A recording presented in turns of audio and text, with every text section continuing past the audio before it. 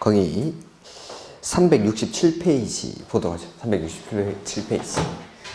정비법에는 일단 정비사업 세 가지를 비교를 하셔야 돼요. 정비사업 세 가지. 그래서 일단 사업의 종류가 첫 번째 주거환경 개선사업이죠. 주거환경 개선사업. 그 다음에 두 번째가 재개발사업. 그 다음에 세 번째 재건축사업. 일단 사업 종류 세 가지. 그 다음에 첫 번째 나오는 게 각각의 사업의 특징들, 이 사업들이 어디서 시행되는지. 그래서 자 360페이지 이거는 뭐 필기 안 하고 그냥 한번 읽어보죠. 거기 정비사업에서, 정비사업이란 이 법에서 정한 절차에 따라 도시기능 회복하기 위해서 정비구역에서 정비기반시설을 정비하거나 주택 등 건축물을 개량 또는 건설하는 다음의 사업을 말한다 라고 해서 1번에 주거환경 개선 사업은 도시 저소득 주민이 집단 거주하는 지역으로서 정비 기반시설은 어떻죠? 극히 열악합니다. 극히 열악. 그 다음에 노후불량 건축물은 과도하게 밀집한 지역에서 주거 환경을 개선하거나, 이게 첫 번째죠. 그 다음에 두 번째는 단독이나 다세대가 밀집한 지역에서 정비 기반시설이나 공동 이용시설 확충을 통해서 주택은 철거하고 새로 짓는 게 아니라 보전, 정비, 개량하는 방식으로 시행하는 사업. 요게 두 번째. 주거환경 개선 사업 두 번째. 그 다음에 재개발 사업은 정비 기반시설은 어떻죠? 열악합니다. 극히 열악까지는 아니고 그냥 열악. 그 다음에 노후불량 건축물은 밀집한 지역에서 주거 환경을 개선하거나, 이게 재개발 사업 첫 번째고, 그 다음에 두 번째는 어디 사는지가 정해져 있죠. 상업지역이나 공업지역에서, 상권 활성화 및 도시기능 회복을 위해서 환경을 개선했었는데, 요거는 도시 환경을 개선하기 위한 사업. 요게 재개발 사업 두 번째. 그 다음에 재건축 사업은 정비 기반시설은 어떻죠? 양호합니다. 양호한데 노후불량 건축물에 해당하는 공동주택이 밀집한 지역. 공동주택도 중요합니다. 공동주택. 예전에는 그냥 주택이었는데 공동주택이 밀집한 지역에서 주거환경을 개선하기 위해서. 요게 각각의 사업의 특징들. 그 다음에 해야 될 게 370페이지. 가로 9번에 토지 등 소유자라는 게 나오죠. 토지 등 소유자. 우리 개발법에서 조합을 만들 때, 도시개발 조합을 만들 때 조합원이 될 수 있는 사람이 누구였죠? 토지 소유자. 개발법에서는 토지 소유자. 근데 정비법에서 재개발이나 재건축을 할 때 조합원이 될 수 있는 사람은 여기 나오는 토지 등 소유자입니다. 그래서 개발법에서는 토지 소유자, 정비법에서는 토지 등 소유자. 자, 이 토지 등 소유자의 개념을 사업마다 좀 다르게 쓰는데, 개선 사업이나 재개발 사업에서 토지 등 소유자는 토지 소유자 또는 건축물 소유자 또는 그 지상권자가 토지 등 소유자에 해당하죠. 근데 재건축 사업의 경우에는 건축물 및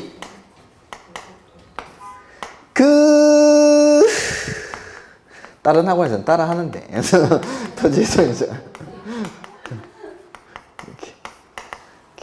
자, 얘 차이점이죠. 그래서 개선 사업이나 재개발 사업에서는 또는 이렇게 묶여 있으니까 토지만 가지고 있어도 됩니까? 네. 건물만 가지고 있으면 되죠. 토지 또는 건축물 소유자니까 토지만 가지고 있어도 되고 건물만 가지고 있어도 되고, 누구까지 됩니까? 지상권자까지도 토지 등 소유자에 포함이 됩니다. 근데 재건축 사업의 경우에는 토지만 가지고 있으면 안 되죠. 건물만 가지고 있으면 안 되죠. 지상권자는 안 되죠. 지상권자도 안 되죠. 지상권자도 안 되고 건축물이랑 그 부속 토지까지 함께 가지고 있어야 토지 등 소유자가 됩니다. 이렇게. 그래서 요게 차이점. 나중에 이제 조합에 가면은 요걸 가지고 토지 등 소유자를 산정하는 방법이 나올 겁니다. 그래서 주거환경 개선 사업이나 재개발 사업에서는 토지 소유자 또는 건축물 소유자 또는 지상권자, 이런 사람들이 토지 등 소유자에 해당하는데, 재건축 사업의 경우에는 요거 건축물 및 그 부속 토지 소유자가 토지 등 소유자에 해당한다는 거. 이렇게. 그 다음에 이제 어디를 볼 거냐면 사업 시행 방식을 봐야겠죠. 사업 시행 방식. 399페이지.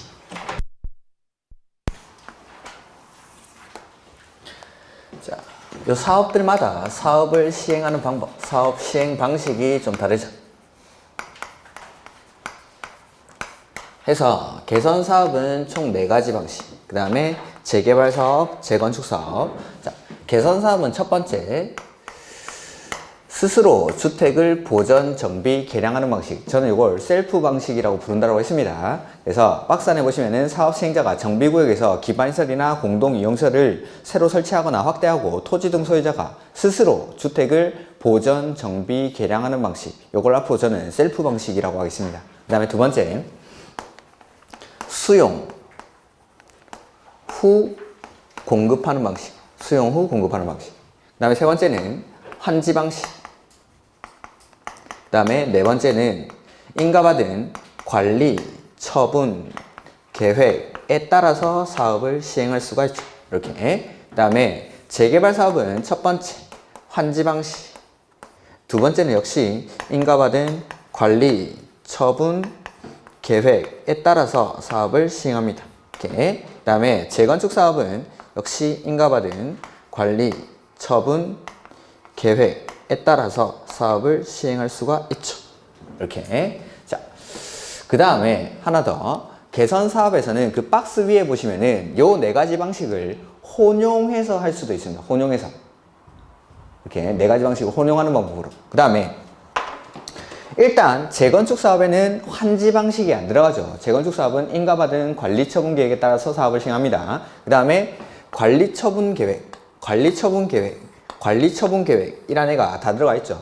자, 환지 방식에서는 우리가 개발법에서 환지 방식으로 사업을 할 때는 환지 계획을 수립하고 이 환지 계획에 따라 공사가 완료되고 나면 환지 처분을 하면 소유권이 변동됩니다. 근데 정비법에서는 맨 처음에 환지 계획 대신에 관리 처분 계획을 수립하고 이 관리 처분 계획에 따라서 공사를 해서 나중에 소유권을 이전해 줍니다. 관리 처분 계획에 따라서. 근데 관리 처분 계획에 따라서 나중에 소유권 이전을 해주는데 이 소유권 이전 해주는 대상이 좀 다르죠. 자, 주거환경 개선 사업에서는 관리 처분 계획에 따라 뭘 공급하죠? 주택 및 부대 복리 시설인데 그냥 주택 하시면 되죠. 근데 재개발 사업에서는 건축물에 대한 소유권이죠. 건축물에 대한 소유권. 자, 재개발 사업의 경우에는 우리가 상업지역이나 공업지역에서도 재개발 사업을 하죠. 상업지역에서 할 때는 상가 줘야 되고 공업지역에서 할 때는 공장 줘야 되니까 주택뿐만 아니라 상가 줄 수 있고 공장 줄 수 있으니까 이렇게 관리처분 계획에 따라서 건축물에 대한 소유권을 이전합니다. 건축물. 그 다음에 재건축 사업에서는 관리처분 계획에 따라 뭐 줍니까? 주택 주고 또 뭐? 오피스텔까지. 오피스텔. 자, 오피스텔을 공급하는 이유는 이 재건축 사업의 사업성을 높여주기 위해서 오피스텔을 공급할 수 있게 한다고 했습니다. 예전에는 24평짜리 아파트 지어서 공급하는 게 훨씬 잘 팔렸었는데 1인 가구가 증가하다 보니까 1인 가구가 많이 사는 곳에서는 8평짜리 오피스텔 3개 지어가지고 분양하는 게 훨씬 잘 팔리니까 사업성을 높여주기 위해서 오피스텔을 공급하게 하죠. 그래서 이 오피스텔은 1인 가구가 많이 사는 지역에다가 공급하게 합니다. 용도 지역이 어디죠? 준주거지역, 상업지역. 제가 공법에서 준주거지역, 상업지역 묶여서 나오면은 역세권, 즉 1인 가구가 많이 사는 곳 이렇게 생각하시면 됩니다. 준주거지역이나 상업지역에서 오피스텔을 공급할 수 있고 오피스텔 면적은 30% 이내에서만 30% 이내에서만 제가 11월달, 12월달, 1, 2월달 정비법은 딱 요것만 해달라고 했는데 이것도 안 하시면 안 되는데 자 보죠. 399페이지 주거환경 개선 사업은 다음의 어느 하나에 해당하는 방법 또는 이를 혼용하는 방법으로 할 수가 있습니다. 그래서 첫 번째, 사업 시행자가 정비구역에서 기반시설이나 공동이용시설을 새로 설치하거나 확대하고 토지 등 소유자가 스스로 주택을 보전, 정비, 개량하는 방법. 저는 셀프 방식. 두 번째, 사업 시행자가 정비구역의 전부 또는 일부를 수용하여 주택을 건설한 후 토지 등 소유자에게 우선 공급하거나 대지를 토지 등 소유자 또는 토지 등 소유자 외의자에게 공급하는 방법, 즉 수용 후 공급하는 방식. 그다음에 세 번째는 환지 방식. 네 번째, 사업 시행자가 정비구역에서 인가받은 관리 처분 계획에 따라 뭐 주죠? 주택을 공급하는 방식. 주택. 그다음에 재개발 사업은 정비구역에서 인가받은 관리 처분 계획에 따라 뭐에 대한 소유권을 이전합니까? 건축물. 건축물. 주택 줄 수 있고 상가 줄 수 있고 공장 줄 수 있으니까 건축물. 그 다음에 환지로 공급하는 방법. 이렇게 두 가지 방식. 그 다음에 재건축 사업에서는 인가받은 관리 처분 계획에 따라 주택 주고 또 뭐까지 공급할 수 있죠? 오피스텔. 오피스텔. 다만 뭐 주택단지 이런 것들은 됐고. 다음 페이지 가로 2번에 오피스텔은 용도지역상 어디에서?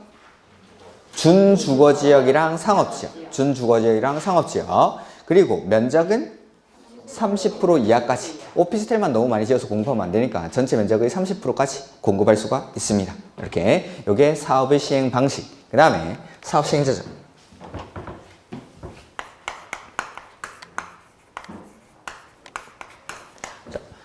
개선 사업에서는 셀프 방식으로 시행할 때의 시행자가 있고 나머지 수용, 환지, 관리 처분 계획 방식으로 할 때의 시행자 이렇게 두 가지로 나뉘고 재개발 사업에서도 일단 2명 그 다음에 재건축 사업에서는 1명만. 자, 주거환경 개선 사업은 공공이 주도로 하는 사업입니까? 민간이 주도로 하는 사업입니까?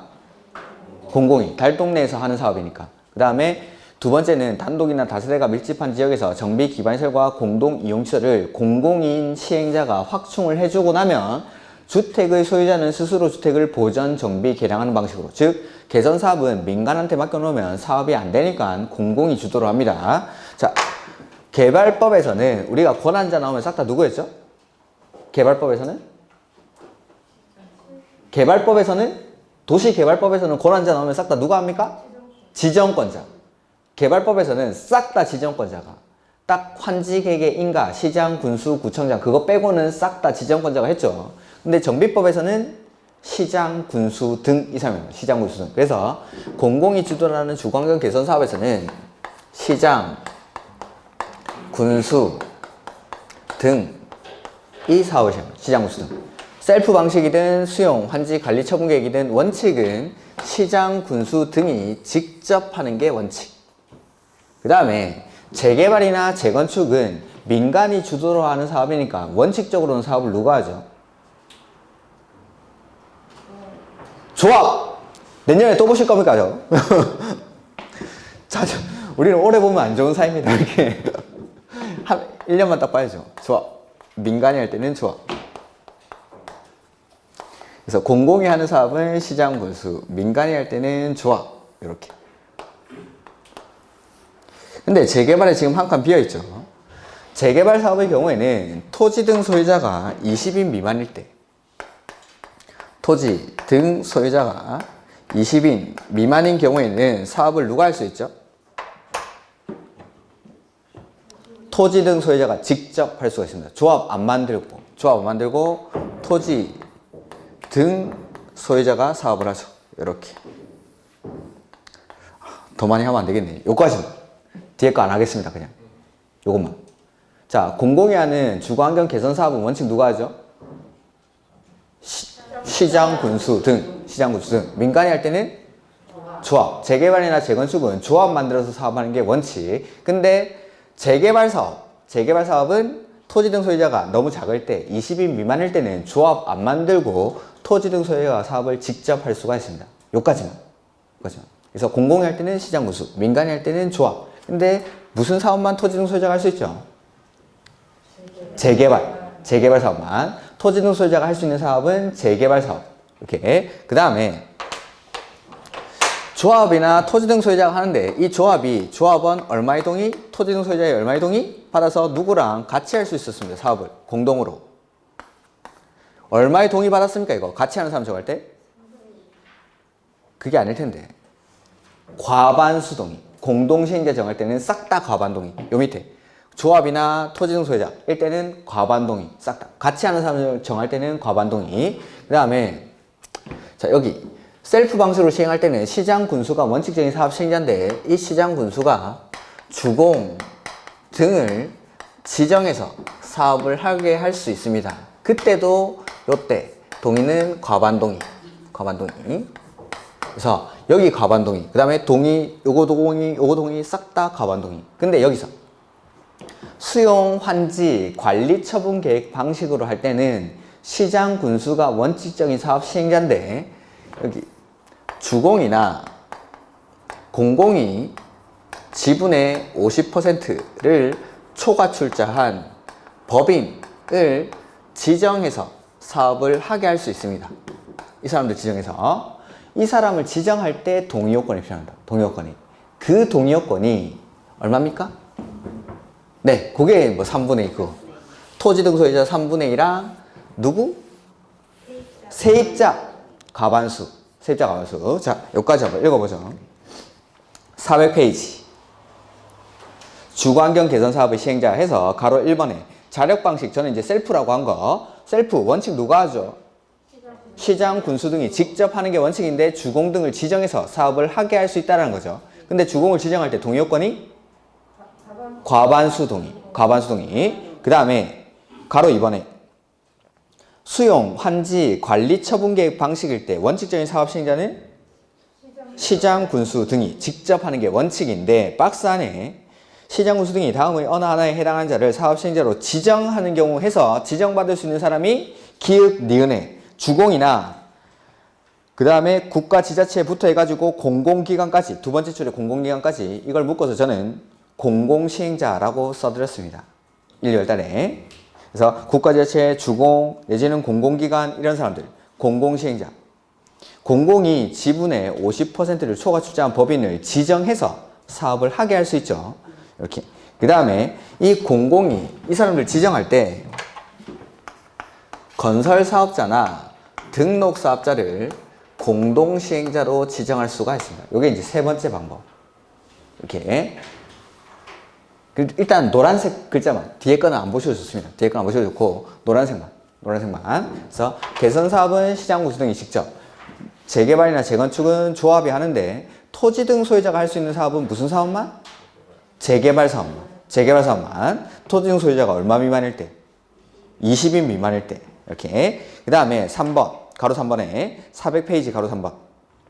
위 가로 2에 따라 시행하려는 경우 법 15조 1항에 따른 공람 공고일 현재 해당 정비구역 동의요건이 토지 등 소유자 3분의 2랑 세입자 과반수죠. 그래서 토지 또는 건축물 소유자 또는 지상권자 3분의 2 이상의 동의와 세입자 얼마의 동의?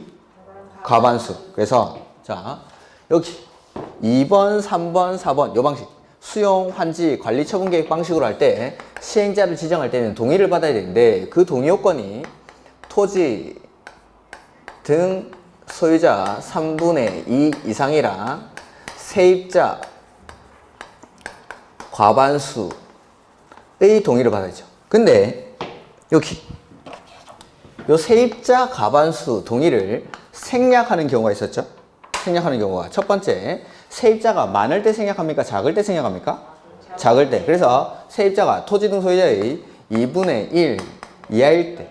그 다음에 두 번째, 이 사람들, 세입자, 달동네 사는 세입자들이 싸우는 이유가 보상금 받아가지고는 다른 곳으로 이주할 수가 없는 겁니다.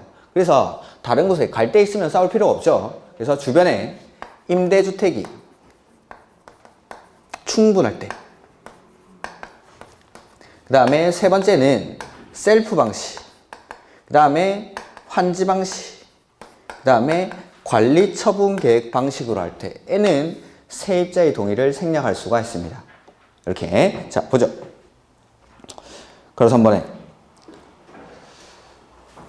위 가로 2가 바로 수용, 환지, 관리 처분 계획. 주거환경 개선 사업을 수용, 환지, 관리 처분 계획 방식으로 할 때는 시행자를 지정하려고 할 때 토지 등 소유자 3분의 2 이상의 동의와 세입자 과반수의 동의를 받아야 한다라는 거. 근데 다만 401페이지 첫 번째 줄 세입자 세대수가 토지 등 소유자의 2분의 1 이하인 경우 등 다음의 대통령령으로 정하는 사유가 있는 경우에는 세입자의 동의를 생략할 수가 있죠. 세입자의 동의를. 그래서 첫 번째는 세입자가 토지 등 소유자의 2분의 1 이하인 경우. 그 다음에 이번에 두 번째 줄 저 끝에 임대주택이 충분할 때 주변 지역에. 세 번째는 셀프 방식, 환지 방식, 관리 처분 계획 방식으로 할 때는 세입자의 동의를 생략할 수가 있습니다. 이렇게 세입자 동의를 생략하는 경우. 그 다음에 가로 4번 시장 군수 등은 거기 천재지변 그 밖에 불가피한 사유로 건축물이 붕괴할 우려가 있어 긴급히 정비사업을 시행할 필요가 있다고 인정하는 경우에는 토지 등 소유자 및 세입자의 동의 없이, 그러니까 천재지변으로 빨리 사업을 해야 될 때는 세입자의 동의뿐만 아니라 이 토지 등 소유자의 동의도 안 받고 사업을 할 수가 있다는 거죠. 천재지변으로 할 때는. 이렇게. 이런 것들. 그 다음에 재개발은 원칙은 조합이 하는 거죠. 근데 조합은 얼마의 동의로 받아서 공동시행자를 정합니까? 과반수 동의. 그 다음에 재개발 사업은 토지등 소유자가 얼마 미만일 때? 20인 미만일 때는 조합 안 만들고 토지등 소유자가 사업을 직접 할 수가 있죠. 이럴 때도 토지등 소유자가 얼마의 동의 받아서? 과반수 동의 받아서 같이 할 사람 정할 수가 있습니다. 누구랑 같이 하는지는 모르셔도 됩니다. 다음 페이지. 재건축 사업 원칙 누가 하죠? 조합이 하는데 조합은 얼마의 동의? 과반수 동의 받아서 같이 할 사람 정할 수가 있습니다. 이렇게. 그래서 공공이 하는 개선 사업은 시장, 군수 등이 직접 하는 게 원칙. 그 다음에 민간이 하는 재개발이나 재건축은 조합이 하는 게 원칙. 조합이. 근데 재개발 사업만 토지등 소유자가 20인 미만인 경우에는 토지등 소유자가 조합 안 만들고 직접 사업을 할 수가 있다는 거. 이렇게. 그리고 요거 개선 사업에서 요 세 가지. 수용, 환지, 관리 처분 계획 요 세 가지 방식일 때는 요거 시행자 정할 때 동의 요건이 필요하다는 거. 토지등 소유자 3분의 1랑 세입자 과반수 동의. 근데 처음에 나오는 요 2분의 1 이하 임대주택 충분 요런 것들은 세입자의 동의를 생략하는 겁니다. 세입자 동의. 세입자의 동의를 안 받는 경우가 세입자가 2분의 1 이하일 때, 주변에 임대주택이 충분할 때, 그 다음에 셀프, 환지, 관리 처분 계획 방식으로 할 때는 세입자의 동의를 생략할 수가 있고, 천재지변이 발생해서 긴급하게 정비사업을 할 때는 토지등 소유자의 동의도 안 받고 토지등 소유자 및 세입자의 동의를 받지 않고 사업을 시행할 수가 있다는 거. 이게 시행자. 누구랑 같이 하는지를 모르셔도 됩니다. 일단은 누가 원칙적으로 하는지 요것만. 개선 사업은 시장 구수, 민간이 할 때는 조합이. 근데 재개발 사업만 토지등 소유자가. 그 다음에 이 조합이나 토지등 소유자가 공동 시행자를 정할 때 동의 요건은 과반수 동의. 화이팅! 네, 과반수 동의. 여기도 과반 동의. 근데 요것만 동의 요건이 따로 저거. 그래서 나머지 시행자에서 같이 하는 사람, 공동 시행자 정할 때는 동의 요건은 싹 다 과반 동의. 이렇게. 그래서 일단은 노란색 요것만 구분하셔. 노란색만. 그 다음에 4번에 재개발 재건축 사업의 공공시행자 나오는데 요거는 다음 주에 외우도록 하죠. 그 다음에 어디를 봐야 되냐면 408페이지 시공자 선정 시기. 자, 여기 나오는 시행자를 크게 두 개로 한번 나눠보죠. 같이 하는 사람들 지워버리고, 자. 시행자를 크게 공공이랑 민간으로 나눌 수가 있는데, 공공시행자에 나오는 사람이 시장, 군수 등. 그 다음에 주공 등 이렇게 합니다. 그 다음에 민간에는 일단 조합, 그 다음에 토지 등 소유자. 이 네 사람을 여기 넣기만 하면 됩니다. 넣기만. 다른 공동으로 하는 사람 빼버리면은 요 네 사람 여기다가 살짝 넣으면 되죠. 네 사람 크게 정리하면은 요게 납니다. 그 다음에 여기 뭐 공공에는 지정개발자라는 사람이 있는데 그거는 다음 주에 할 겁니다. 이렇게. 자, 이 시행자들마다 각각 시공자를 선정하는 시기가 다릅니다. 시공자를 선정하는 시기가. 근데 시공자를 선정하는 시기는 일단 크게 저 절차에서, 우리 목차에서 시행자가 정해지고 나면 시공자를 선정한다라고 생각하시면 됩니다. 시공자가 정해지고 나서. 그래서 공공, 시장 군수나 주공 등 이 시행자 할 때는 시행자 지정 고시 후에 시공자를 선정합니다. 시행자 지정 고시 후. 그 다음에 조합 만들어서 사업을 할 때는 시행자 지정 단계에서 조합 설립 인가를 받아야겠죠. 시행자 지정 단계에서 조합 만들 때. 그래서 조합 만들어서 할 때는 조합 설립 인가 후. 이렇게. 그 다음에 토지 등 소유자가 할 때는 조합 만듭니까? 안 만듭니까? 안 만들죠. 그럼 시행자 지정 단계에서 할 게 없네. 그럼 그 다음 게 뭐죠? 사업 시행 계획. 그래서 조합 토지 등 소유자가 할 때는 사업 시행자 지정 단계에서 아예 이 사람들이 정해져 있으니까 이 사람들 조합 안 만드니까 그 다음 단계인 사업 시행 계획 인가 후. 이렇게 각각 시공자를 선정합니다. 이렇게 뭐 시공자를 선정할 때는 원칙은 경쟁 입찰 방식으로 하는데 예외적으로 수의계약 방식으로 할 수 있다 뭐 이런 것들은 다 한번 읽어보죠. 자, 408페이지 시공자 선정 408페이지입니다. 408페이지. 자, 조합은 언제? 조합 설립 인가 후. 총에서 경제입찰이나 수의계약 방식으로 건설사업자나 등록사업자를 시공자로 선정합니다. 다만 조합원이 거기 밑줄 돼 있겠죠. 밑에서 두 번째 줄 가로 안에 조합원이 몇 명 이하일 때? 100명 이하일 때. 조합원이 100명 이하일 때. 사람이 좀 작죠? 이럴 때는 정관으로 정하는 바에 따라서 시공자를 따로 선정할 수가 있습니다. 그 다음에 가로 2번 토지 등 소유자가 사업할 때는 시공자를 언제 선정하죠? 사업 시행계획 인가 후. 사업 시행계획 인가 후. 다른 것들은 경쟁입찰이나 수의계약 방식으로 하는데 이건 사람이 너무 작으니까 그냥 규약으로 정하는 바에 따라서 시공자를 선정할 수가 있습니다. 오케이. 그 다음에 3번 시장 군수 등이나 주공 내지는 지정개발자 공공이 시행자죠. 그럴 때는 언제?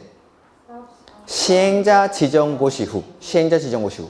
경쟁입찰이나 수의계약 방식으로 시공자를 선정할 수가 있다라는 거. 그 다음에 가로 4번 시공자를 선정하거나 관리처분계획 방식으로 시행하는 주거환경 개선 사업의 시행자가 시공자를 선정하는 경우에는 주민대표회의 또는 토지 등 소유자 전체 회의는 맨 마지막에 시공자를 추천할 수 있습니다. 자, 요거는 나중에 할 건데 공공이 사업을 할 때는 조합을 안 만들죠. 시장군수가 사업할 때. 시장군수가 사업을 할 때는 조합을 안 만드니까 그 정비구역 안에 있는 토지 등 소유자의 의사를 반영할 길이 없는 겁니다.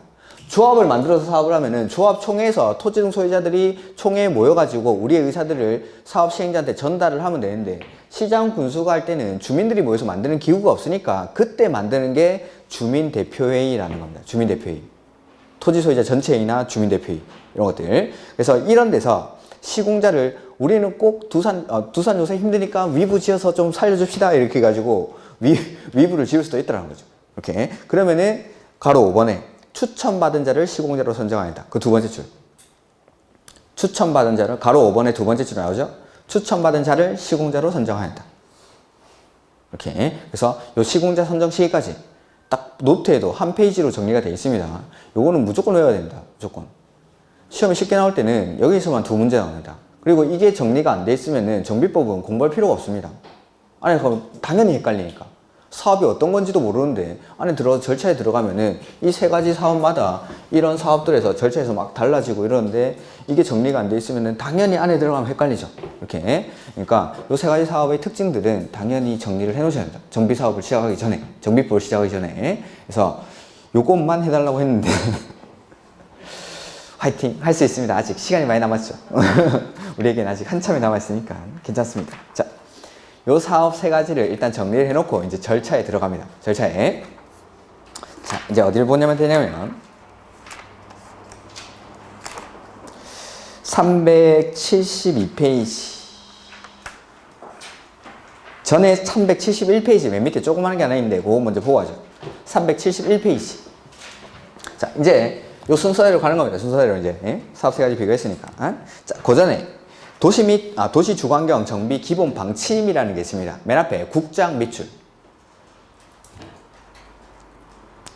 국장은 도시 및 주거환경을 개선하기 위해서 밑줄 10년마다 다음의 사항을 포함한 기본 방침을 정하고 밑줄 5년마다 재검토. 자, 도시 및 주거환경 정비 기본 방침은 누가 만들죠? 국장.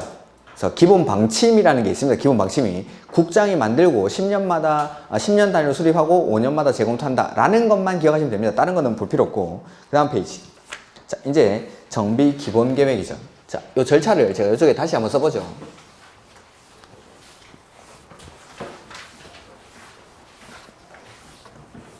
정비 사업을 할 때는 맨 처음에 이거 정비 기본 계획이라는 걸 만듭니다.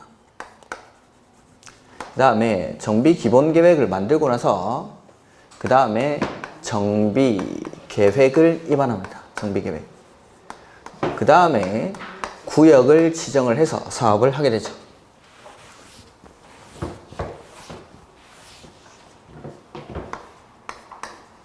자, 각각의 권한자를 먼저 한번 보면은 정비 기본 계획은 특별시, 광역시, 시 단위에서 수립합니다. 특별시, 광역시, 시 단위에서. 특별시, 광역시, 시 단위에서. 그 다음에 정비계획은 시장, 군수, 구청장이 입안을 하고 구역 지정은 시장, 군수는 자기가 직접 구역을 지정합니다. 이거 도 밑에 있는 시군이죠. 도 밑에 있는 시군은 자기가 직접 지정을 하고 자치구의 구청장, 그러니까 특별시나 광역시에 있는 구청장이나 광역시의 군수는 자기가 직접 지정을 할 수는 없고 특별시장, 광역시장한테 지정을 신청합니다. 각각의 권한자는 이렇게 됩니다. 자, 그래서 제가 이 세 가지를 보면 서울시에서, 부산시에서, 광명시에서, 수원시에서 이 관할구역 안에 정비사업의 대상 지역들은 많을까요? 작을까요? 서울시 안에 정비사업을 해야 될 대상 지역이 많을까요? 작을까요? 많겠죠? 많겠죠. 부산시도 마찬가지. 뭐 수원시나 뭐 이런 데도 다 마찬가지. 정비사업을 해야 될 대상 지역들이 되게 많은 겁니다. 근데 이러한 사업들을 시기 조정을 안 하고 한꺼번에 해버리면은 만약에 뭐 수원시에서 정비사업을 한꺼번에 했다. 수원시 안에 있는 신도시 한 군데에서 한 3만 세대를 동시에 재개발 사업을 해버리는 겁니다. 그러면은 이 수원시에 있는 사람들이 인근 지역으로 갔다가 다시 들어올까요? 아니면 저 멀리 부산, 뭐 전라도 저런 데 갔다가 다시 들어올까요? 인근 지역으로. 이렇게 많은 세대를 한꺼번에 재개발 사업, 재건축 사업을 해버리면은 이 수원에 있는 사람들이 인근 지역으로 이주를 하면서 인근 지역에는 전세난이 발생합니다. 전세난이. 그리고 아파트가 거의 동시에 완공이 될 테니까 이 3만 세대 전세 사는 사람들이 한꺼번에 또 완공이 되면 들어가겠죠. 그러면 다시 역전세난이 발생하는 거죠. 즉 사업의 시기를 조정 안 하게 되면은 주변 지역의 주택 시장이 불안정해지는 등의 문제가 발생하니까 그러한 사업들의 시기를 조정하기 위해서 이 정비 기본 계획을 특별시, 광역시, 시 단위에서 수립합니다. 특별시, 광역시, 시. 그럼 구는 안 만들어도 됩니까? 구는? 가평군에서 정비사업은 시기 조정을 해야 될까요? 그냥 하면 될까요?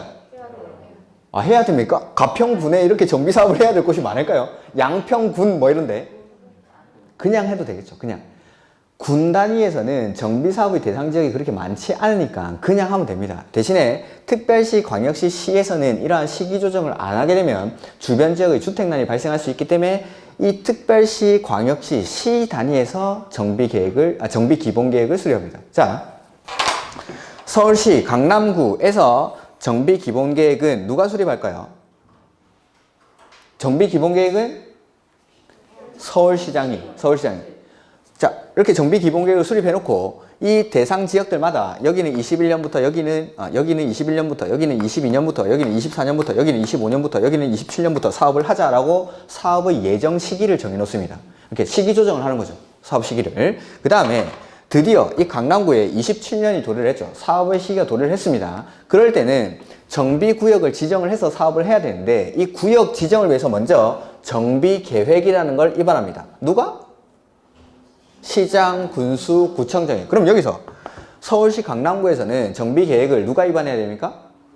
강남구청장이. 그러니까 서울시에서 예정구역들 잡아놓고 각각의 예정구역들마다 사업의 시기가 도래하면은 시장, 군수, 구청장, 강남구청장이 정비계획을 입안해서 특별시장, 광역시장, 즉 서울시장한테 정비구역 지정을 신청합니다. 그러면 서울시장이 강남에 무슨 뭐 잠실 2구역 뭐 이런 식으로 구역을 지정해 주는 거예요. 그러면 여기서 사업을 진행하게 됩니다. 구역이 지정되면은 요 안에서 이제 재개발, 재건축 할 때는 먼저 추진위원회를 구성하고 그 다음에 조합 설립해서 조합 총회에서 사업 시행계획서를 확정을 해서 그 확정된 사업 시행계획서를 인가받고 고시하고 나서 사업에 착수를 하는 거죠.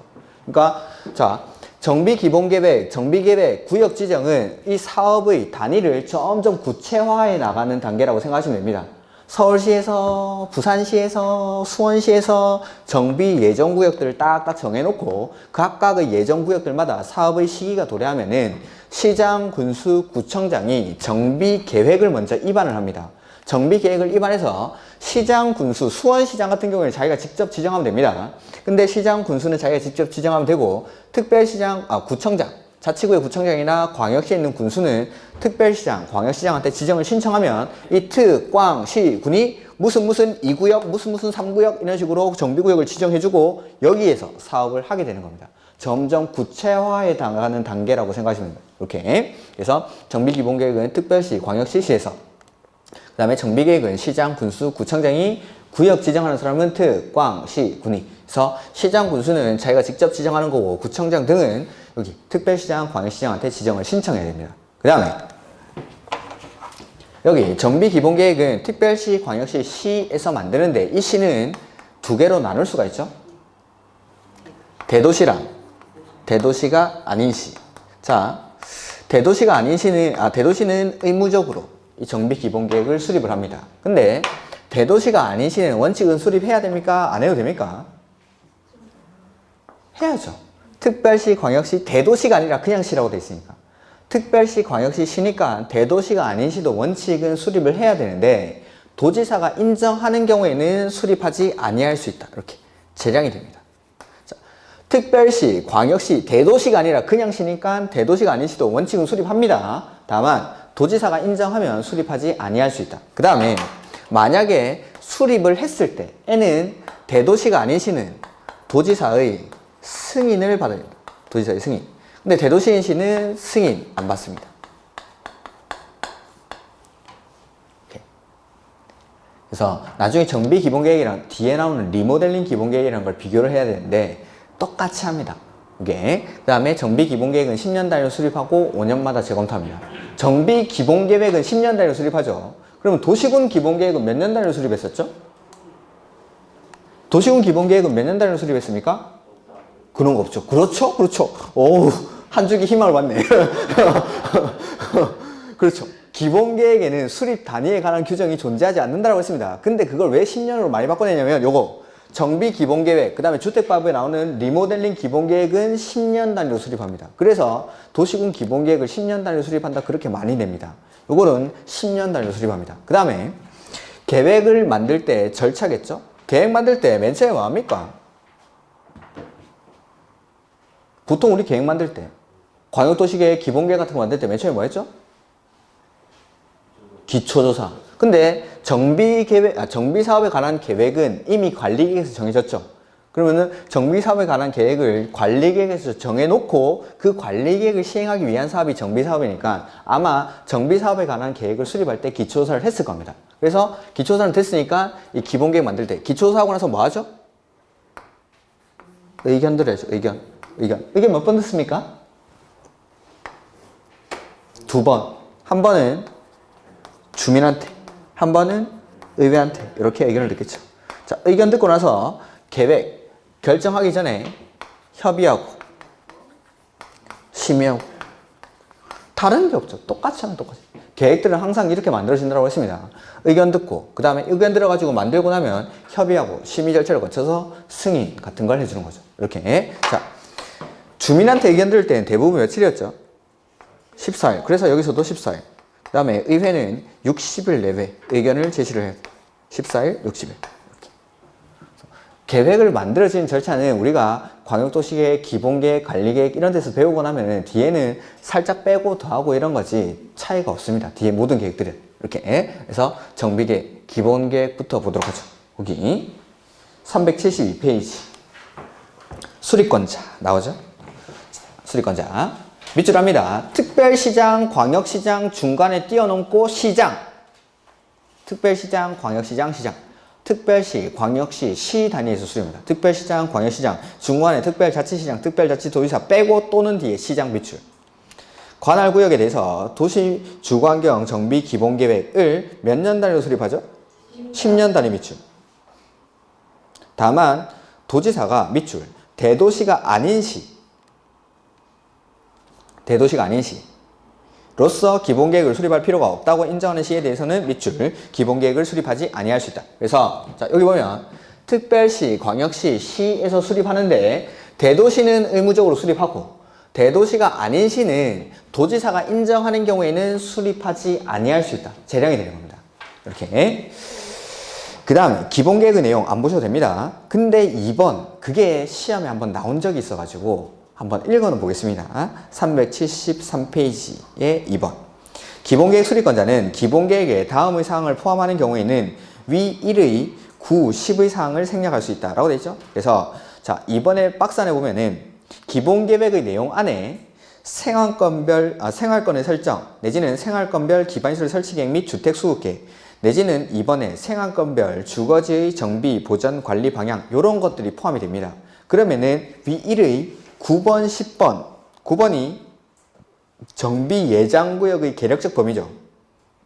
그 다음에 10번은 단계별 정비사업 추진 계획 이런 것들을 생략할 수 있다라는 겁니다. 다시 자, 정비 기본 계획을 수립하는데 그 박스의 내용들이 포함이 됩니다. 2번에 있는 거 생활권 뭐 이런 것들 생활권의 설정, 생활권별 기본시설 설치 계획 및 주택 수급 계획 내지는 생활권별 주거지의 정비 보전 관리 방향 이런 것들이 기본 계획에 들어가 있으면은 9번, 10번을 생략할 수 있다는 거죠. 9번은 거기 정비 예정 구역의 계략적 범위 그 다음에 10번은 단계별 정비사업 추진 계획 중요한 거 아닌데 시험에 한번 나온 적이 있습니다. 나중에 그래서 기출문제 보시다가 혹시나 당하실까봐 한번 읽어봤습니다. 그 다음에 3번 기준 누가 정하죠? 기준? 국장. 그렇죠. 기준은 국장이. 3번에. 그 다음에 타당성 검토. 자, 우리가 배운 모든 타당성 검토는 5년마다 합니다. 이것도 5년마다. 그래서 기본 계획은 10년 단위로 수립하고 5년마다 재검토. 10년 단위로 수립하고 5년마다 재검토. 그 다음에 기본 계획 수립 절차죠. 맨 처음에 뭐합니까? 의견 듣죠? 의견은 2번 듣죠. 주민한테 한번 듣고 의회한테 한번 듣고. 주민한테는 며칠? 14일. 의회는 60일. 그래서 기본계획 수립권자는 기본계획을 수립하거나 변경하는 경우에는 14일 이상 주민에게 공람하여 의견을 들어야 하며 제시된 의견이 타당하다고 인정되면 이를 기본계획에 반영해야 한다. 2번 안 보셔도 좋습니다. 그 다음에 3번, 4번까지 안 보셔도 좋습니다. 그 다음에 또 가로 5번. 기본계획의 수립권자는 공람과 함께 지방의회의 의견을 들어야 한다. 이 경우 지방의회는 기본계획 수립권자가 기본계획을 통지한 날부터 며칠? 60일 이내 의견 제시. 그래서 주민한테 의견 듣고 지방의회의 의견을 듣습니다. 그 다음에 6번 뭐 경미한 사항일 때는 의견 청취 절차 생략할 수 있다는 거고 그 다음에 2번 협의 및 심의죠. 기본계획 수립권자 누구죠? 특별시장, 광역시장, 시장 이 협의, 심의를 할 때는 중앙이랑 할까요? 지방이랑 할까요? 중앙? 네, 그렇죠? 오, 그렇죠. 기본계획 수립권자는 기본계획을 수립하거나 변경하려면 관계 행정기관의 장과 협의한 후 지방도시계획위원회를 심의를 거쳐야 한다. 다만 경미한 사항일 때는 생략할 수 있다 뭐 이런 것들이고 지방이랑 하는 건 당연한 거죠. 특별시장, 광역시장, 시장이 수립하니까. 그 다음에 도지사의 승인. 자, 도지사의 승인을 받는 사람은 대도시시장입니까? 대도시시장이 아닌 시장입니까? 대도시가 아닌 시의 시장. 이렇게. 그래서 대도시의 시장이 아닌 시장 밑줄 하시고 기본계획을 수립하거나 변경하려면 밑줄 도지사의 승인. 그래서 대도시시장이 기본계획을 수립했을 때는 도지사한테 승인 안 받습니다. 근데 대도시가 아닌 시장의 경우에는 도지사의 승인을 받는다는 거예요. 이게 리모델링 기본계획에 가면은 대도시시장도 도지사한테 승인을 받습니다. 이런 나중에 한번 비교를 해드릴 겁니다. 이런 것들은 기회가 있을 겁니다. 이런 것들 하는 기회가. 그 다음에 대도시 아닌 시장이 기본계획을 수립하거나 변경하려면 도지사의 승인을 받아야 하며 도지사가 이를 승인하려면 협의 심의를 그때는 도지사가 거치는 겁니다. 도지사 협의 심의를. 의견 듣는 거는 대도시가 아닌 시장이 의견 듣고 그 다음에 승인 신청을 하겠죠. 도지사한테. 그러면 승인 신청을 받은 도지사가 협의 심의를 해야 되죠.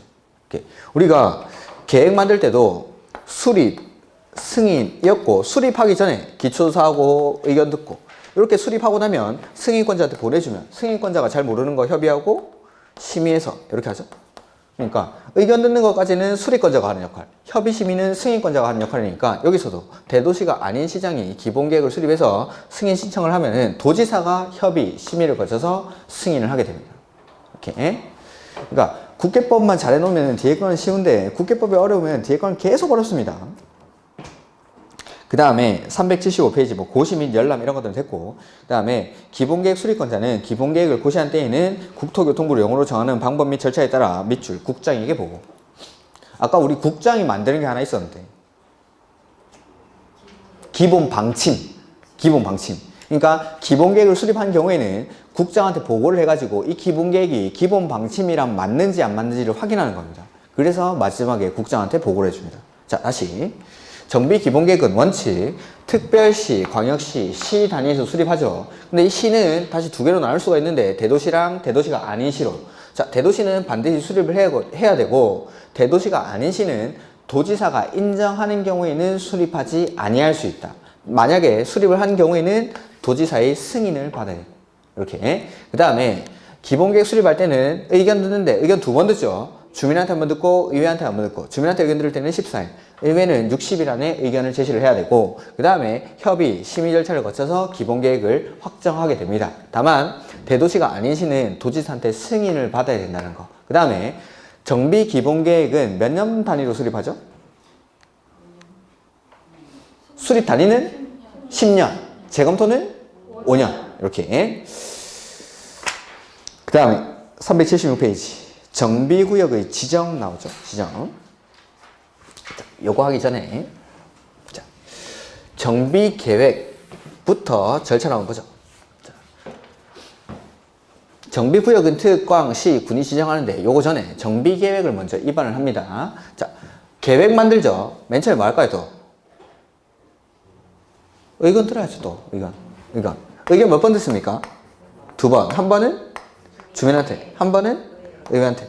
똑같이 합니다. 그 다음에 구역 지정하기 전에는 협의는 안 하고 심의를 거쳐서 지정합니다. 이렇게. 이게 구역 지정 절차. 그래서 정비 계획을 수립하기, 입안하기 위해서 주민한테 의견 듣고 의회한테 의견 듣고 나서 그 다음에 시장 군수는 구역 지정할 때 심의 거쳐서 자기가 직접 지정하면 되고 구청장 등은 특별시장, 광역시장한테 지정을 신청하면 이 사람들이 심의를 거쳐서 지정하게 됩니다. 이렇게. 그 다음에 우리 주민한테 의견 들을 때 대부분 며칠이었죠? 14일. 자, 정비법에 주민한테 의견 듣는 게 30일인 게 3개 나올 겁니다. 첫 번째고. 이런 걸 기억해야 되죠. 다 14일인데 14일 저런 거 시험에 당연히 안 나옵니다. 요거. 정비계획 입안할 때 주민한테 의견 듣는 게 30일. 그 다음에 의회는 저기랑 똑같이 60일. 정비계획 입안할 때 주민한테 의견 듣는 게 30일.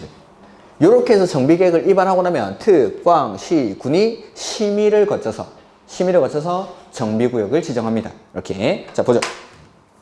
정비구역의 지정. 가로 1번에 누가 지정하죠? 특, 광, 시, 군이. 376페이지 가로 1번에. 정비법 하면은 보통 한 반쯤 나갔었는데 예전에는 요새는 그래도 사업이 3가지로 줄어들고 많은 수의 학생들이 앉아 있습니다. 천만다행이죠. 정비법 예전에 시작할 때 사업의 종류가 지금 3가지죠. 6가지였습니다. 사업이. 사업 이름 6가지 딱 쓰죠. 딱 한 20%가 재밌어서 일어납니다. 설명하고 있으면은 또 한 20%가 일어나고 1시간 끝나고 나면 또 10%가 나가고 그럼 이제 정비법 한두 시간 하고 나면은 절반이 나가 있죠. 아 근데 포기할 거 아닙니다. 이거 어렵지 않습니다. 우리 국회법에서 했던 거 다 하고 있지 않습니까? 이렇게 권한자만 살짝 쓰셨다는 거고. 이렇게. 그래서 특별시장, 광역시장, 시장 군수는 기본계획에 적합한 범위에서 노후불량 건축물이 밀집하는 등 대통령령으로 정하는 요건에 해당하는 구역에 대해서 정비계획을 결정하여 정비구역을 지정할 수 있다. 그러니까 이 지정권자가 정비계획을 결정을 해서 구역을 지정해 주는 겁니다. 이렇게. 그 다음에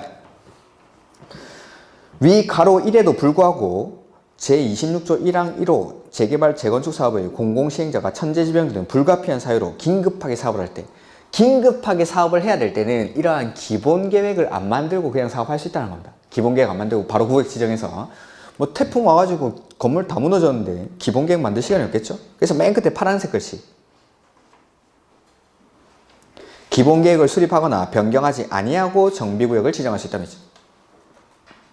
그래서 천재지변 정도만 체크를 해주십시오. 천재지변.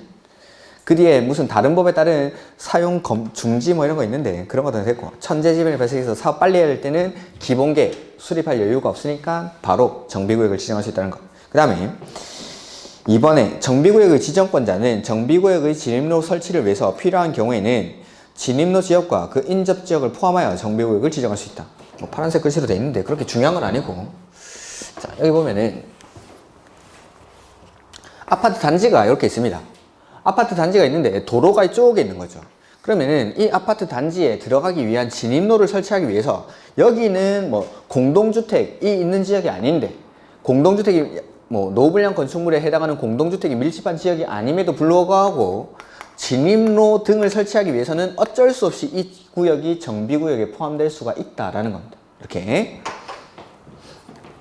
그 다음에 가로 2번 정비구역의 지정권자는 정비구역 지정을 위해서 직접 정비계획을 입안할 수 있다. 자, 정비계획 입안권자는 원래는 시장, 군수, 구청장이죠.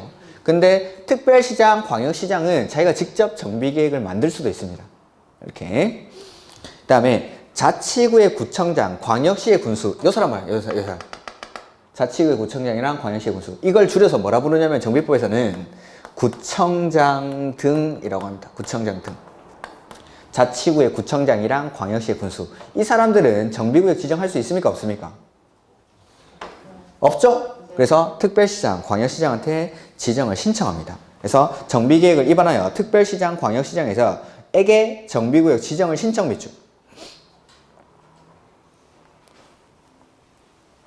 그래서 정비구역의 지정권자는 특, 광, 시, 군이 지정을 하죠. 특, 광, 시, 군이 이렇게. 그 다음에 별표 이렇게 보지 마십시오.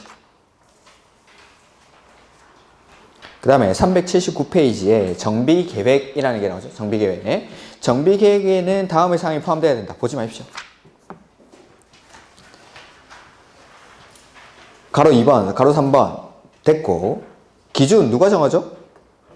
국장. 네. 쉽죠? 이런 건.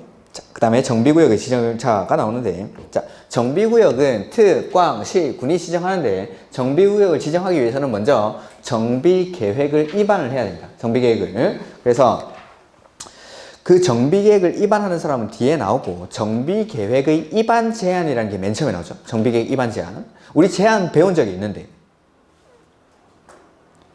첫 번째 배웠던 게 관리계획 입안 제한.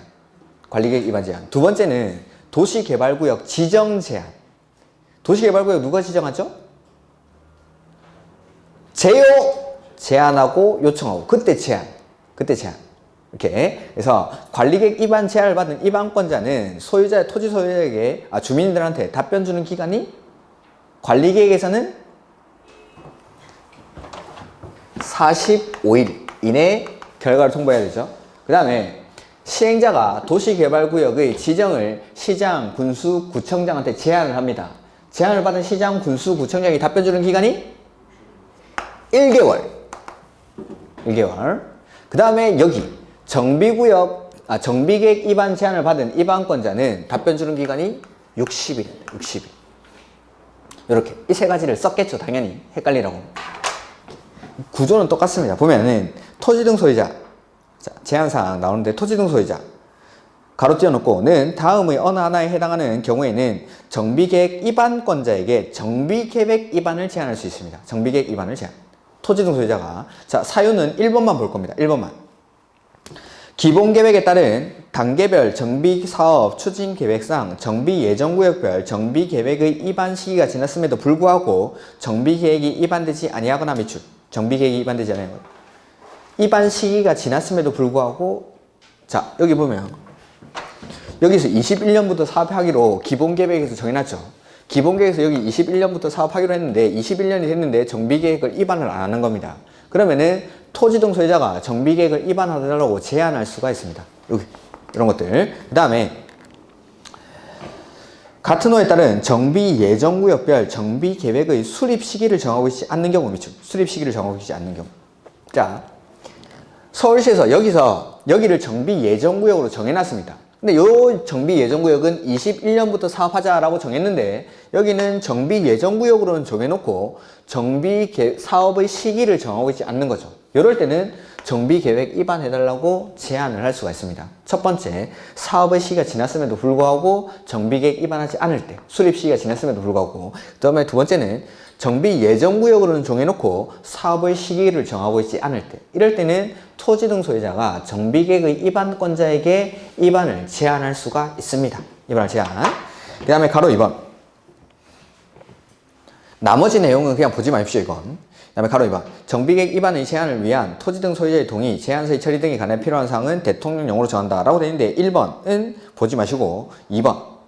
정비계획 입안권자는 제한이 있은 경우에는 제한일부터 거기 밑줄 60일 안에 정비계획의 반영 여부를 제한자에게 통보해야 한다. 다만 부득이한 사정이 있는 경우에는 밑줄 한 차례만 30일 이내에서 연장할 수 있다. 오케이. 그 다음에 3번. 정비계획 입안권자는 제안을 정비계획에 반영하는 경우에는 제안서에 첨부된 정비계획 도서와 계획 설명서를 정비계획 입안에 활용할 수 있다. 우리 관리계획 입안 제안할 때 보면은 주민이 관리계획 입안 제안할 때는 도시군 관리계획 도서와 계획 설명서를 함께 첨부해야 된다라고 했습니다. 그러면은 그 첨부된 도시군 관리계획 도서와 계획 설명서를 입안권자는 관리계획 입안에 활용할 수 있다라는 거 똑같죠? 정비계획 입안권자는 주민들이 입안 제안할 때 정비계획 도서와 계획 설명서를 제출을 할 테고 그 정비계획 도서와 계획 설명서를 입안에 활용할 수가 있습니다. 이렇게. 그 다음에 뭐 4번은 안 보셔도 되고. 그래서 요때 정비계획 입안 제안에서는 답변 주는 기간이 60일입니다. 60일. 그 다음에 가로 3번 정비계획 입안을 위한 주민의 의견 청취 나오죠. 자, 정비계획 입안할 때 주민한테 의견 먼저 듣는데 이게 며칠이죠? 30일. 이게 30일. 30일. 그래서 30일 이상 주민에게 공람 몇 주.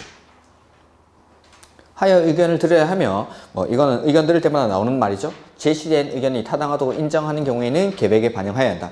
다음 페이지. 2번, 3번 보시지 마시고 4번 정비계획 입안권자는 주민 공람과 함께 지방의회 의견을 들어야 한다. 이 경우 지방의회는 답변 주는 기간이 60일. 그래서 주민한테 의견 듣는 게 30일로 다른 거지 의회는 똑같습니다. 그 다음에 이렇게 해서 정비계획을 입안을 합니다. 그러면은 구역 지정하기 전에 심의를 거쳐서 구역을 지정합니다. 그래서 이번에 나머지는 안 보셔도 좋습니다. 5번 위에 있는 동그라미 5번, 6번, 7번 이런 건 됐고, 자, 지방도시계획위원회 심의. 정비구역의 지정권자는 정비구역을 지정하거나 변경하려면 지방도시계획위원회 심의 밑줄을 거쳐야 한다. 그 다음에 3번에 지자체 공보의 고시, 제목의 밑줄, 고시.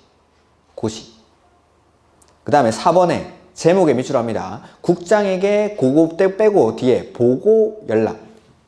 자, 구역이 지정되고 난 이후의 절차인데, 구역이 지정되고 나면 고시하고 보고하고 열람시켜줍니다.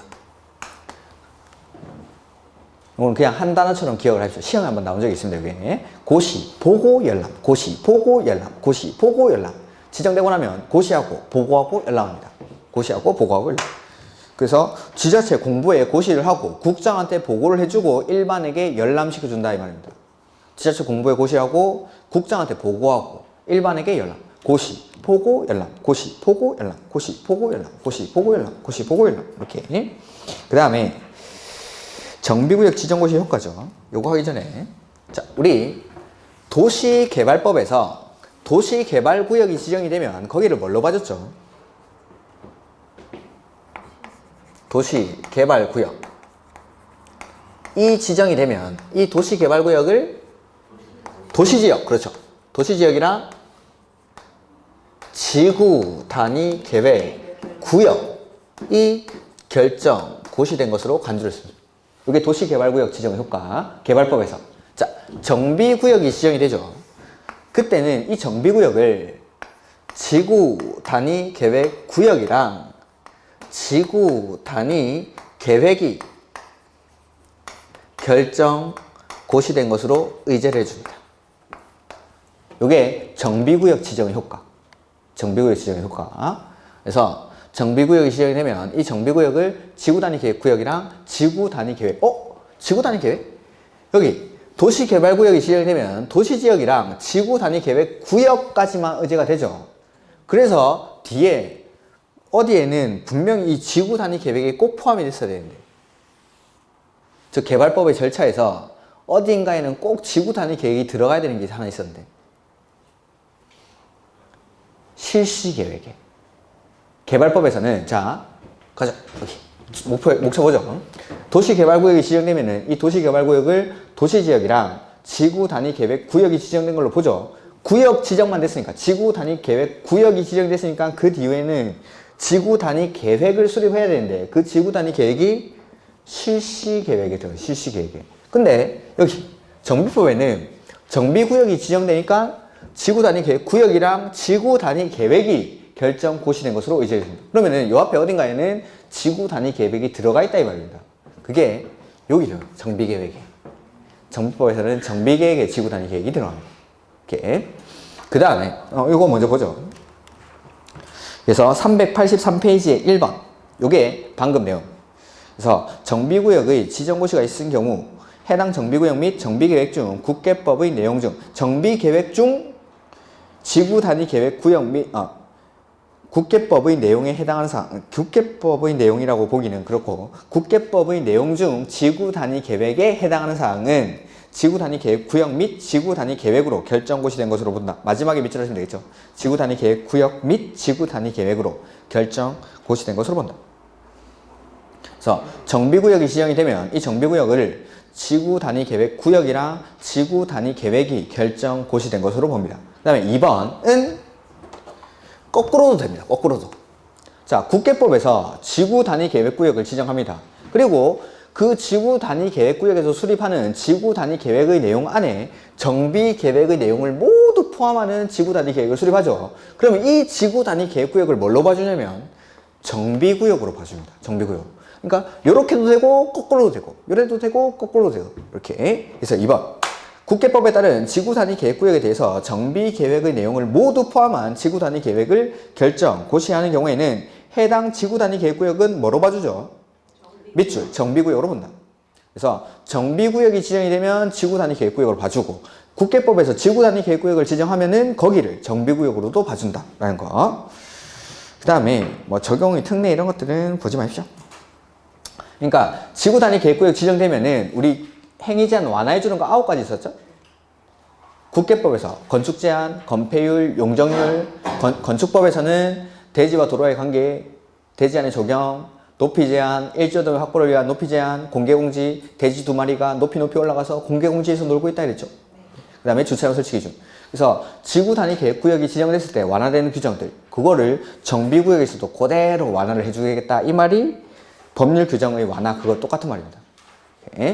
그 다음에 가로 2번은 안 보셔도 되고,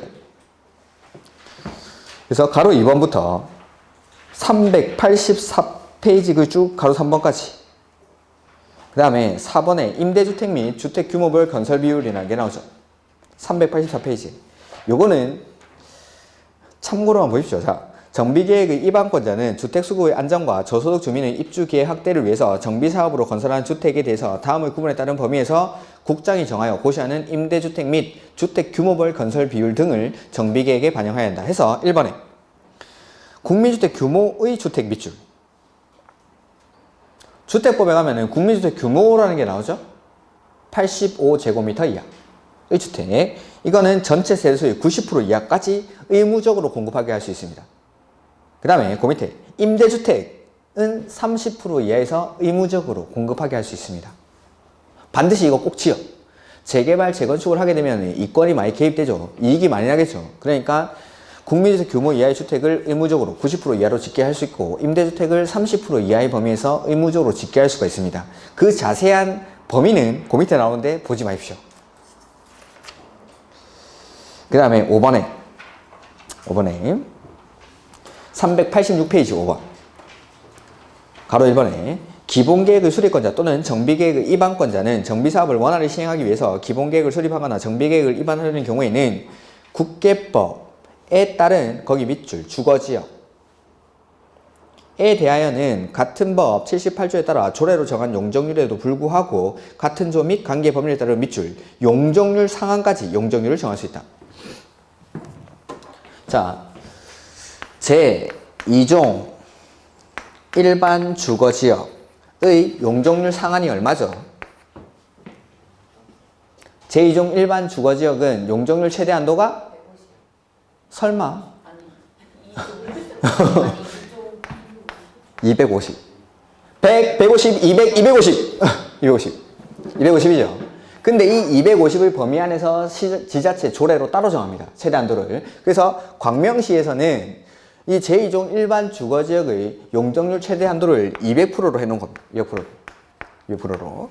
근데 여기를 정비구역으로 지정했습니다. 주거지역을. 정비구역으로 지정해서 정비계획을 위반할 때는 법에서 정하는 최대 한도까지 용적률을 완화할 수 있다는 겁니다. 광명시 조례로 주거지역, 제2종 일반 주거지역의 용적률 최대 한도 200%로 딱 정해놨는데 정비사업을 할 때는 250%까지 법에서 정한 최대 한도까지 완화해 줄 수가 있습니다. 어디에서? 주거지역에서. 그 다음에 2번은 뭐 참고로 보시면 되겠습니다. 여기까지. 자, 보죠. 정비기본계획은 특별시, 광역시, 시 단위에서, 그 다음에 정비계획은 시장, 군수, 구청장. 이 정비법에서는 시장, 군수, 구청장 이 사람을 줄여서 시장, 군수 등이라고 합니다. 정비법에서 모든 권한을 행사하는 사람이 이 사람이 뭐죠? 이 사람이 바로 정비계획의 입안권자입니다. 정비계획 입안권자. 시장, 군수 등. 시장, 군수 등. 이렇게. 그 다음에 시장, 군수는 자기가 직접 정비구역을 지정하고 구청장 등은 특별시장, 광역시장한테 지정을 신청해야 됩니다. 이렇게. 그 다음에 계획 만드는 절차들은 우리가 앞에서 배웠던 절차랑 똑같습니다. 다만 여기 주민한테 의견 들을 때 정비계획 입안할 때는 주민한테 의견 듣는 게 30일인 거. 좀 있으면 한 개 더 나올 겁니다. 주민의 의견 듣는 거 30일이. 자, 그 다음에 안전진단이 나오는데 이 안전진단은 지금 안 할 겁니다. 좀 이따 해야 되고 어딜 볼 거냐면 정비구역의 분할 및 통합 이런 거예요. 391페이지 이걸 봐야 됩니다. 391페이지 정비구역의 해제. 자, 조금 쉬었다가 보도록 하죠.